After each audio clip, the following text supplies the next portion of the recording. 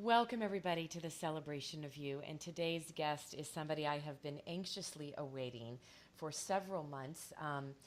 Her story is riveting. And if you've never believed in miracles, then I would like you to stop and pause wherever you are when you listen to this particular today's show, because her life is a walking miracle. She has truly experienced miracles, and she continues to allow herself to be a beacon of love and joy. And so it is my honor and privilege to introduce you all to Belinda Farrell. Belinda, thank you, my love, for being here. Oh gosh, it's such an honor. Really, it is just joyful to be here. Thank you, Holly. Oh, well, just hearing your voice just calms me, because I know when we first got to visit, I'm like, oh, I've always known there's a reason, Belinda, that I feel so spiritually connected to the ocean. I never Mm. knew till I met you. Why? Right? Why? So, where do we start, girlfriend? Why don't we just brag about you for a minute? You're the author of, I love the name of this book, Find Your Frickin' Joy. And Right. there's a reason you wrote that book. So, tell us about, kind of just tell us all about what you're doing right now, today. You've got a new home, living by the ocean. Tell us about you right now. Well, it's really interesting because I am the least likely person to want to live near the ocean or be near water. I hated water for the first 40 years of my life. And I was afraid of it. When my children were growing up, they would swim. I would hold their coats. They'd go on water slides. I'd still hold their coats. I'd never go. And then, as spirit would have it, you're sent someplace. I was sent to Hawaii to learn more about becoming a master at hypnosis, which I did and studied. And here we are surrounded by water. So I had to kind of look at that and wonder why I am being challenged in this aspect. And then I started doing the higher self connection, which is outlined in the book, where you breathe, in sets of four for about 10 minutes. And when you do that, it unleashes little parts of you that have been locked up by the unconscious. And it invites your higher self to come in. Not only do things get um, removed from the unconscious, but you also invite a higher self to come in and to assist you or change those past memories. So what would come in for me were dolphins and whales. And I never had that on my radar ever. And that night they started invading my dreams and teaching me how to swim. So I'd wake up in the morning and I'd want to go out into the ocean and see the dolphins, but then I was still afraid of the water. So help me, please. Yes. I didn't Yeah. know what to do. But the call was so strong to go out there that I had to overcome the fear of that water the first time. And as soon as they had me, as soon as they started looking at me, coming up close, downloading information, I forgot about my fear and just went with wanting to be with them. And that's where so much of my clarity of what I'm supposed to do next has always come from being in the water and being with the dolphins. Mm. And I think it's because the water, the ocean mirrors the water of our emotions. And if I was afraid of that water, I was afraid of bringing up those emotions. And so as soon as you stop being afraid and these things come up, you can resolve them and things just look brighter because Mm. you're looking at it from a different perspective. And it's just fascinating as I'm listening to you and picturing 40 years of being afraid of water. And yet, Yeah, spirit and something much greater than you was yeah. speaking to you. And to imagine not only just overcoming that fear. And by the way, Belinda, can you take us back? I'm just curious. Go back to when you were a little girl, because I know you had scoliosis, childhood Yeah, scoliosis. Was there an right. incident that happened in your life that catapulted you to being afraid of the water, or was it always there? I'm I think it curious. was always there. I think there were past lives when I drowned and hands would reach out to me, but they couldn't get me, and I would just I would just go deeper and deeper into the ocean. And because when I went to camp, I remember somebody had to pull me out and give me um, artificial respiration because I almost drowned there. There were just a lot of near drowning experiences. And then in high school, I had a crush on a surfer, and Oh, imagine yeah, that, right? imagine that. And his whole life was around surfing. And I remember we went to the senior prom, and the surfboard was right in the middle of us. And he took me surfing, and I couldn't swim. It was so crazy. I would get on the board, and he'd paddle me out there, turn me around, and throw me into the waves. I could stand up. But then when I fell in, it was like, oh, help. It was Yeah. terrible. And those days, those were big woodies. Nothing was tied to your foot. Wherever that board landed, you were lucky or not lucky, to get out alive without a brain concussion. I mean, go So, figure, you had a crush on a surfer, right? Like you couldn't find yeah, anybody that was had an interest. Like the crush had to be on somebody that loved the water. And yet, if you think about like it's people like you and I that are really highly spiritual, we can see that the signs and all these little events were part of a bigger journey. right. That was a That's true. right that your life was Yeah, about to become you are now I mean, the holistic healing, the hypnosis, all that you're choosing to do to help others, Belinda, it's truly, it's like I feel like I'm getting to, I know this is, I've never said this to a guest. I feel like I'm getting to interview an angel, a true angel oh, on assignment. And oh, yeah, you are, and this is just one of many things because I tell us about how this healing and the work you're doing in the water and swimming with dolphins, but all of that has actually healed you from a devastating accident. Can you tell us that story? whew.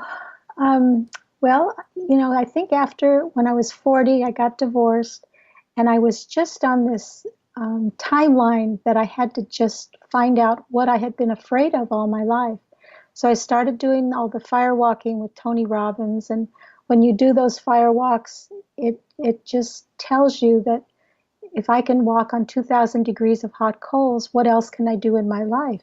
Mm. So it came up that I really always wanted to drive a race car. And I thought, well, if I can't, I must. If I must, I will. That was the mantra we learned from Tony. You can't say can't, you just have to must it. Must I go? And so that was what started me to find out where I could go and learn how to drive a car. And then as it turned out, I had some talent. They hired me to drive for Buick and Cadillac, and I started doing stunt driving. And that was an amazing 8 years, 8 to 10 years that I did that. And I was in my 40s. So Wow. you just the power of focus and being able to hit your mark at the right time. I was into adventure, but then I was also an adrenaline junkie, and so I never saw the signs in me that I was in pain. My hip, my back, my legs. Finally, I couldn't walk, and I collapsed with herniated discs and nerve damage and spinal injury. It was not a pretty sight. And the doctors said that I would never walk again unless I had surgery.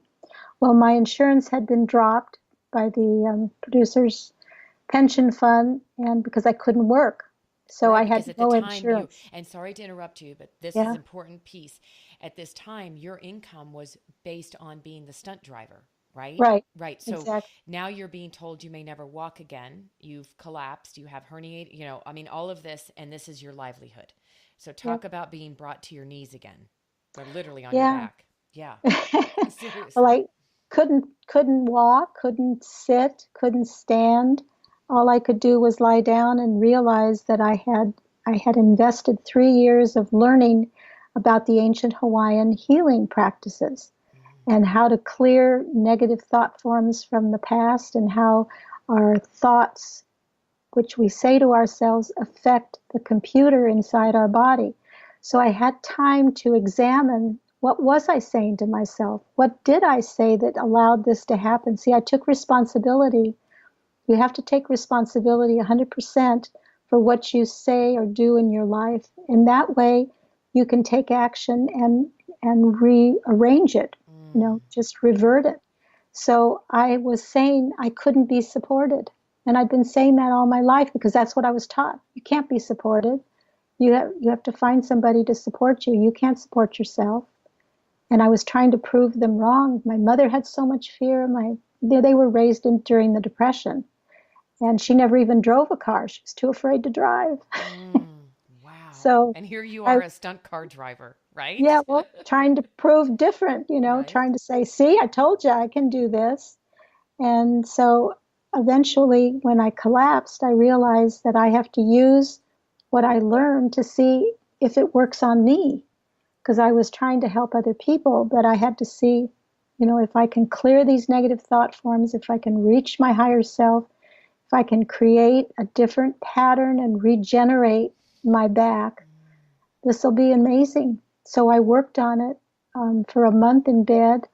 I took codeine to get out of the pain. And literally, when a memory came up, and it's in my book on page 109, of a baby being thrown out into the universe just like a piece of garbage. And I was so immersed in that thought. I thought it was actually happening at the time. And it was like a near death experience where this baby or fetus was just not regarded by anything. It was just thrown out. And yet it was rescued by these beautiful hands and put safely into the arms of this very divine being that was standing above this precipice and looking down over this vast abyss of chaos. And I was safe. For the first time, I felt safe. And then I remember waking up in this pool of sweat. And I mean, the bed was just like swimming in the water. And I was amazed that I was still alive. And I called my mother and asked her about my birth. And I said, what was it that you have never told me about my birth? Finally, she admits that I had been taken to 3 abortion clinics, and they had tried to abort me 3 times. And it was always too late, or they would start the surgery and then the doctors couldn't do it. So that was the dream or the imprint that fetus had of being tossed out and not being wanted. So it finally put 2 and 5 together. Oh, Belinda. And yeah, Oh, Belinda. but it was wonderful though, in a way, because then I felt, well, I'm still very loved by these divine beings. I don't have to prove to the human race or the human beings that I'm worthy of love. See, so many times people have to, Yes. they feel they have to prove it. They have to do something, to prove worthy of receiving love. And that's what I think I was doing up until that point. And then finally realizing I'm loved regardless by something greater and stronger and more benevolent than I could imagine. And And then you my were meant healing, to be here. You, yeah, my love. No, I can't even believe. I'm sorry. I'm very, very yeah, emotional right now. And yeah. because you were supposed to be here. And when I said I feel like I'm getting to interview an angel, I had no idea the angel that you are. And that moment when you talked to your mother, do you mind me asking how old were you when you found this out after you had that dream and then you called her? It was in my 50s, Wow. like 52, something, yeah, like about 52. So it's never too late to heal. I always say it's never too No, late to dream. Right now, I yeah, want to say it's never too late to heal and dream. Right? absolutely. And I Oh, think my mother, it took a load off of her shoulders. She never wanted to talk about my father, so I could never really understand what had happened. And I'm sure, in those days, she was in her 80s. I was her first sexual experience. Really, that's what it was, Catholic. And, yeah. it was a different day and time. And I have cut cords. That's why cord cutting is so powerful, because you dissolve the way you've been looking at something so that it can advance to something higher that you can resolve at a higher level. So, what does So that I, mean when you say cord cutting? Help us understand that. That's a well, beautiful the expression. cords, Yeah. yeah, the cords are your judgments that you have to an event.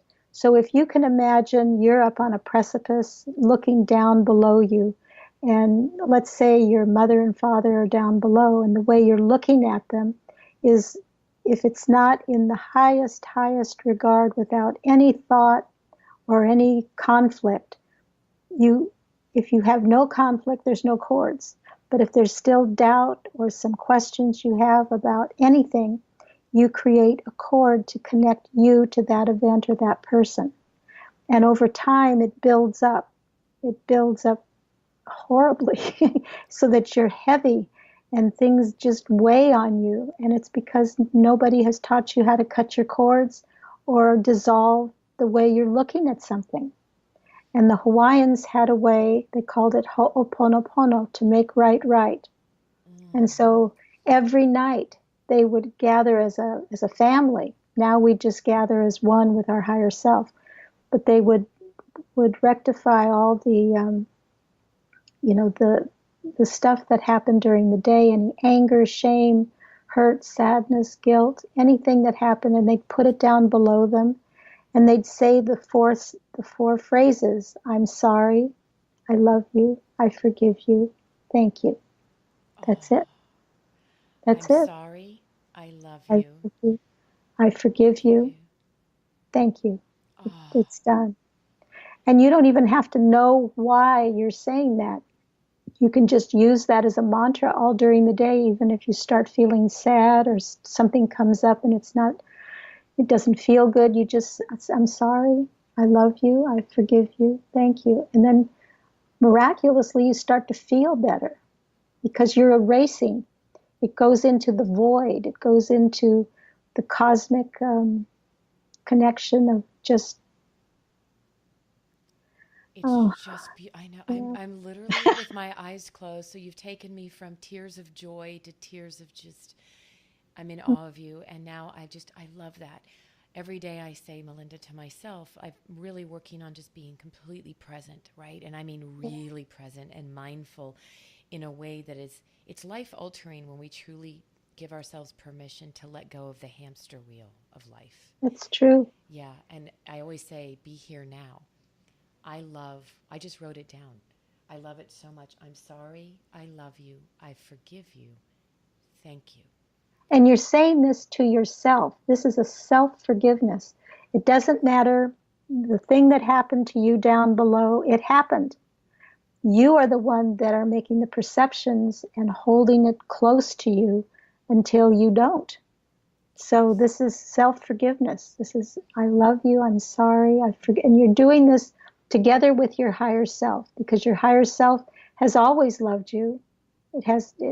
You've never done anything wrong in the eyes of the higher self. So this is the part of your ego that has taken you to the place where it says you're no good, you're worthless, terrible stuff. So this is the part of you that is the ego that you're letting go of.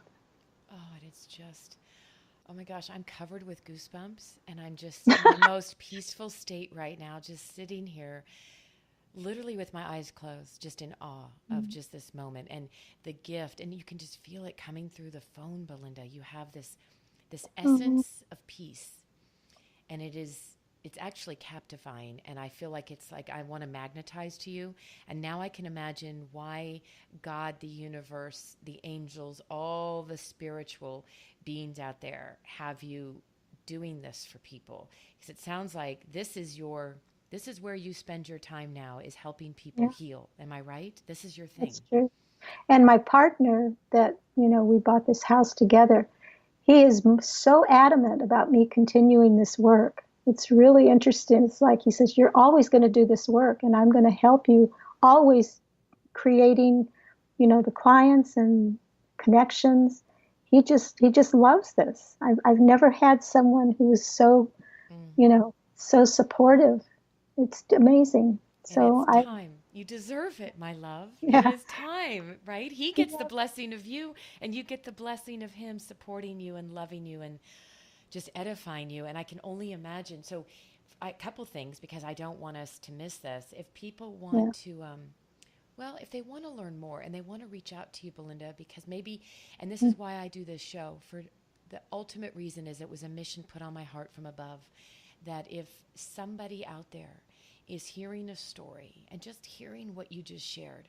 And they're sitting feeling all alone in the darkness of whatever's happening in their life, right? If Yeah. if there's one person that today you and I can make a difference in their life by the gift of knowing they could reach out to you, how and what is best? How do you want people to reach out to you? And what really do you want people to reach out to you for? Okay. Well, anything really, because feeling better is, again, it's a cord away. I think, when we forgive ourselves for the atrocities that we think we've committed or that we think other people have committed, and we go to just a different level and we start from point A again, you have a chance to start over. It's like a cosmic eraser. Mm. It does the world no good when we, keep angsting and going along with the anger and the hatred. It doesn't do any good to keep adding to that. We've got to create the light. We've got to create the joy to balance it out, because Mm-hmm. that darkness is always going to be here. So the light has got to be stronger. That's all.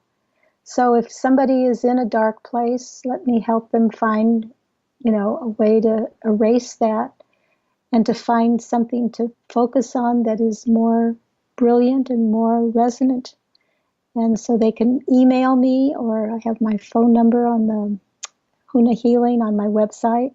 Mm-hmm. So I just invite them to take that step. That's all it does take, is just take a step Take a forward. step. Take a step. And I have to just say this, Belinda, because, and I want everybody to know, hunahealing.com, and that's HUNA healing.com. That is Belinda's website. And in just, I can only imagine the gift that you have been to so many people's lives. And you just said something that I think I don't want anybody to miss. And that, Belinda, is I believe we all have nudges. We were all put here on this earth with a Mhm. higher calling. And that higher self and that spirit within each of us is there. We've just put so much stuff, and many of us through life and whatever it is, like you just said, maybe it's we're berating ourselves and we're spending more time beating ourselves up. We've just buried that. But when we're willing to give ourselves permission to pause and be silent and truly listen to the inner self and the higher self, you will hear the nudge. And you will know if you're listening to this show, you got your nudge and you're supposed to reach out, right? The timing, it's That's all right. in divine timing, right? Oh, everything is timing. It's just so amazing. It I really, found my partner when I was 70. I mean, you are not 70. You don't even look a day over 48. well, you're right. I'm 73. Oh my goodness, if you all could see this gorgeous, beautiful woman. Oh my goodness. See, it's even more truth behind it's the beauty that you're taking care of you and it's starting from the inside out. Yeah, it's a Yes. number. So you It's just have to keep moving. I love it. And find your frickin' joy, which is your book, Friggin', yes, and they can right. find that. And I have something I love to ask my guests as we wrap up the show. And this one's really I'm excited to hear what you're going to share. You've had tremendous life experiences, life journeys. You're doing what I one of my mantras, which is I so believe that we have a choice in life, which is are you choosing to create a life that fits you or are you living a life of fitting in? And you, Mm, my love, are choosing to live a mm, life that fits you and your soul's highest calling. So when you go back, I always like to ask people if you were to go back to your younger, I say 25-year-old self, maybe it's the early 20s young woman, what advice would you give her today based on the beautiful woman and all of the experiences you've been through and who you are today? What advice would you give her? mm. Well, at that time, my instincts had not been polished, I guess. I didn't trust my instincts. And I don't know if I would have been able to do that even today. I mean, you learn how to grow and how to see the red flags when they come up when you're with people. And um, I would have told her to just be not so jumping into things. I used to just dive into not thinking at all, just dive in. Sure, let's do it. It was just this drama. I don't know. I was not into healing in those years. So the healing didn't start till I was into my 40s. But I don't know that I would do anything different because I got married in my 20s and I was supposed to have the children I had, and I did lose a child. As that was the catalyst to writing the book. After my son took his life on pain medication, Oh, and it was horrific because it just again knocks everything out of you when you lose somebody that close to you. oh, and I'm So sorry. I don't even know that part of your story. And to continue, look at what you've overcome. Look at it. yeah, Oh my goodness. still Yeah. overcoming. In fact, his birthday was day before yesterday, the third. So I go into kind of I don't know, my body just feels like it's going through the birthing process again. I can't stop it. It just does. So it's always grief is always just a little bit with you, and you just have to kind of let it go and go with the flow. Just like in the ocean, there are storms and there are peaceful times, and you have to go with that emotional flow. Mm. And you know, I am, again, I'm just sitting here in awe of you. And to think that for anybody out there that's even been challenged with, losing a child, that's sometimes the biggest obstacle that any human being ever has to overcome. And to think Yeah, all that you've been through, Belinda, God is using you. You are truly here to help others heal. And I, I, I, I just have to say this because it's been a big deal in my life, and that is I always want to hear from people that have walked in my shoes, right? Like, tell me you've walked in yeah, my shoes before you're going to help me get through something. And again, all that you've been through is all part of the journey you're on to help other people because you can yeah. truly understand what they're going through. Well, Oh, you never know what's behind the next corner. You yeah. have to never take anything for granted. Um, I've also lost all my money in a Ponzi scheme and had to sell everything. And then you really find out Hmm. who you are, because you're not your things, that's for sure. Mm. And when you have lost all your things, you just start from scratch. And it's really just a dream. We're grateful for what we have at the moment, but you just never know what's coming, and you just always have to be ready and I guess expecting the unexpected. Yes. And truly believe that there are miracles every day Yes, if we're willing to see them. And truly. it's truly about opening our eyes to the good things that are happening. And somebody said to me, "You're always, all these great things happen for you." And I said, "Well, because I don't focus on all the bad things that have happened. I've That's truly right. choose to look that when we put out there to the world and the universe and the good energy, and I believe every day there's a miracle, I see the miracles. And it doesn't mean that our life is full of bed, it's not been a bed of roses at all. And yet, like listening to you, like who would I rather spend a day with? I want to spend it with you. And as a matter of fact, I'm just going to tell you this right now, and everybody out there that's going to be listening to this is going to know. I can't wait. I'm going to be reaching out to you after we are done because I believe life is about growing, and I think there's a gift that you have that I need to. I Okay. need to experience you, Belinda. Oh, well, I'm honored if I can do anything to help. I'm kind of a catalyst, but You're a I big will. catalyst. Girlfriend, this is a big catalyst. This is it. It takes a lot for somebody to get me going where I'm like, okay, I, Holly, am going to find a way to work with you. I need Okay. Belinda. So that's all I'm saying to Well, everybody and you. Okay? well, well, I hope I can do you justice. Oh, Honor. you are what an amazing. I'm just sitting here. I don't want to end it. I'm like, oh, I don't want to hang up. I just think you're amazing. And I know everybody feels just as blessed. And thank you, Belinda. Thank you for sharing your spirit, your grace, your love, your heartaches, and all that. You are so transparent and authentic. And I just thank you for being here with me today. Well, I am equally as honored and baffled at all this stuff that's happening, but I'm excited too about the future. Yes, and one of the things that was really important when we first started chatting before we started the interview, I said, Mhm. and it's interesting, I don't ask a guest this question. And I know that was a prompting from above. I said to you, is there anything really special or that's important to you that we want to share? And you shared something before we started the interview. And I'd like to end with that because you said, I'd love for everybody to be praying. Would Yeah. you please share with us that? Well, I was just touched by those young boys that were trapped, that are still trapped in that cave in the Philippines.